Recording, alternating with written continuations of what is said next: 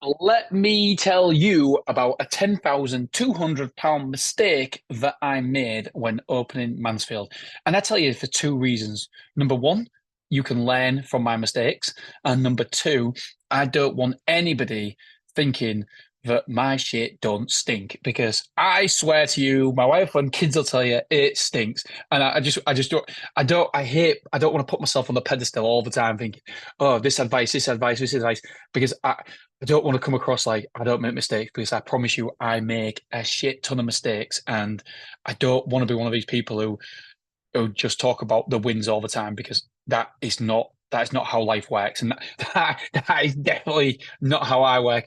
I probably have more mistakes and more losses than most people, and more losses and more mistakes in my life than wins. But the wins are big wins, and hopefully the losses are smaller. If you want to follow me a little bit more, don't forget to head on over to mrselfstorage.com and I document my whole process over there. I sound like a douchebag when I say this, but I want to exit for 100. I'm outside in the garden. £100 million exit or £50 million exit. I don't know, one of the two. I put £50 million on LinkedIn the other day and got a shit ton of responses. But if I'm really honest, I put 50 million because I sound even douchier saying £100 million, but that is the ultimate goal is £100 million exit. And whether I do choose to sell or not, who knows? But it's built to sell because then it's a better run business and all that. Anyway, right, on to my mistake. I've got loads of notes for you guys. You will be happy to know. Um, Dave Davies actually said this to me. He got messaged me and says, Dean, I get that you're trying to be real and you're putting your mistakes up, but you're selling a course. People aren't going to trust you or think you know what you're on about if you keep talking about your mistakes all the time because everybody has mistakes, but we don't air them all the time. And I goes, yeah, but I think the exact opposite.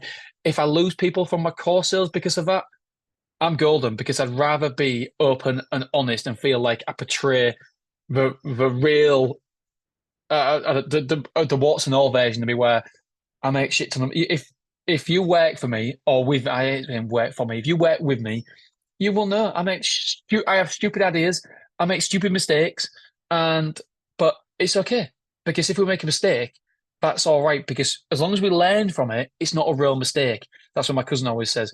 The only real mistake we make is a mistake we learn nothing from. And I was like, I love that. So as long as you're learning from your mistakes as well, you're getting better. And the more mistakes you make, the better you become. So I don't think there's necessarily anything wrong with making mistakes.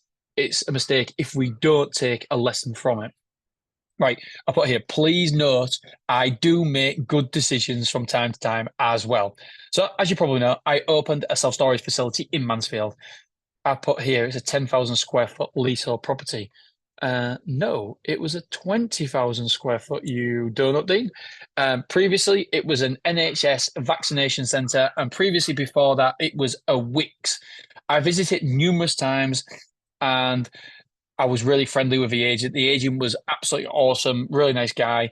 I put an offer and it was accepted eventually. I won't get into all that because it took months and months and months and months. And I got 18 months half price rent.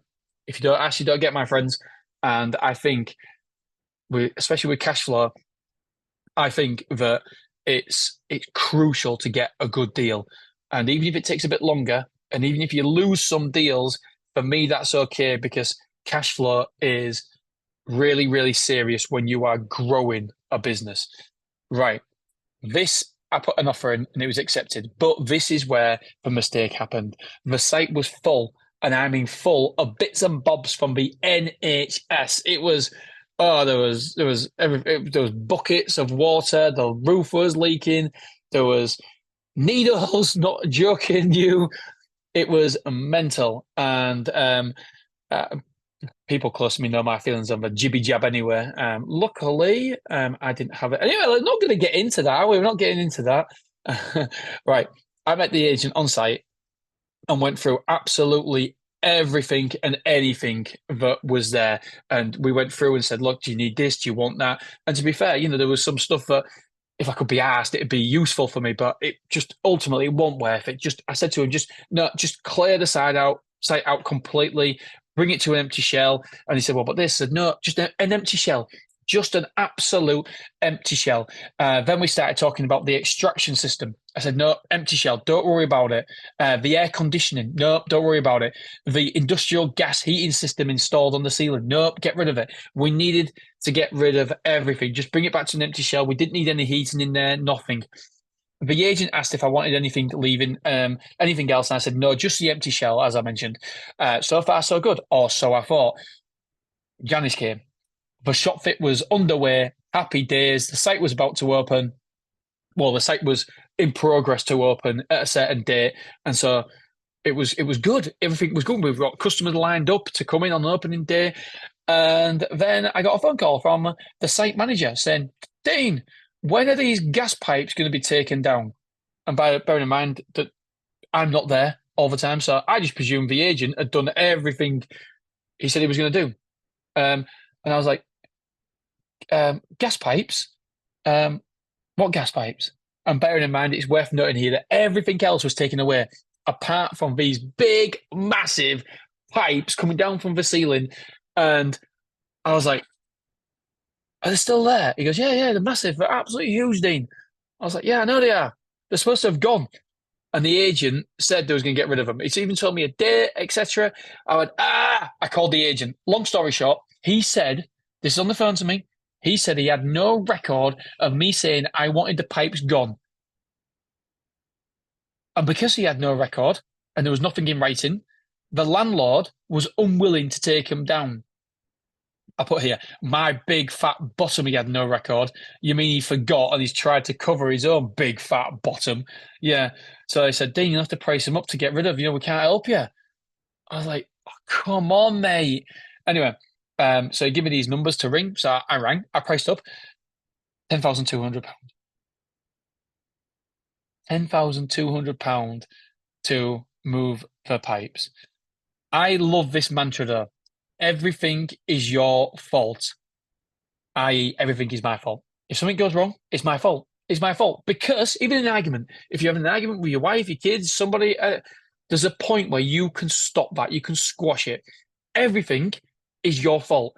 Everything is my fault. There is something what I could have done, I could have said, something I could have done differently to stop this. Ultimately, yes, he didn't behave correctly. But it's my fault. And this comes from Jacko Willing. He's absolutely brilliant. Ex-Navy SEAL, now a motivational speaker. He is wicked. What did I do wrong? Yeah, I hear you ask. It's simple. I should have put it in writing. All I had to do was 2 minutes and just write an email. Or not actually physically writing, just to confirm you are taking out send. And to confirm our meeting where we discussed you would take out dated whatever, dated the meeting. Then he's got a record and there's no comeback whatsoever. He can't say, well, no, I didn't have a record of that thing. Yes, you did, because I wrote down the minutes of a meeting and sent them off to you. And even if you don't reply, don't matter, it's there in writing. I've got an argument, I've got a stance, I've got a position to defend. I had no position to defend. I can cry, I can shout, I can scream, but it's simple. I didn't put the agreement down in writing. And guess what? That changes everything. I can't do anything more about it. I can't defend. And I tried to defend it, but ultimately I didn't take that next step. So the takeaway here is, and I know it's a simple one, but it's worth reiterating, put it down in writing. It takes 2 seconds just to put a meeting you've had, and just so everybody's clear on the expectations. And to be fair, I still mess this up when I'm having a meeting with a team, and I might think, right, okay, we talked about it. You said you'd do it, but you haven't done it. And I'm like, my expectations weren't clear. What I expected from you wasn't clear enough. I need to do better. And I still reiterate, I still need to do better on this sort of thing. So be clear on your expectations. Be clear on the outcome. And for God's sake, just put the minutes down. And I could say £10,200. Ultimately, £10,200 is a shit ton of money to me, especially because we're always. Oh, I was on the phone a minute ago with somebody. I'll get back to that point. And we've always got cash flow problems. That's what I was going to say. So £10,200 is important. But because of that post on LinkedIn, I was talking to one of the dads in the football team, school football team, and he said, "I saw your post, mate. Great post." I'm like, "Oh, freaking hell! I feel like a right douchebag talking about 50 million pound when we're in a small market town and stuff." And there I am talking about 50 million. But I want to reiterate all the time that because I was about to say about 10,200 grand scheme of things, 10,200 don't mean much because it's a great site. And I thought, God, that sounds douchey. 10,200 don't mean much. Of course it does, but I'm talking about the grand scheme of things. But I want to get across that we're spending. It's going to be over £80,000 a month in repayment of loans and such like. It's going to be over in March as well. Another chunk, another 10 grand coming out a month. Every single month we got to pay that back. And so, yes, on a high level, when I talk about the figures and stuff, it sounds great, but I promise you, I don't want to come across like, oh well, Dean's making £1 million a year. On the actual EBITDA and adjusted EBITDA, yeah, we've got a seven-figure business, but in reality, that's not cash flow, baby. All that EBITDA goes to pay them loans over there. I don't know why I'm pointing over there.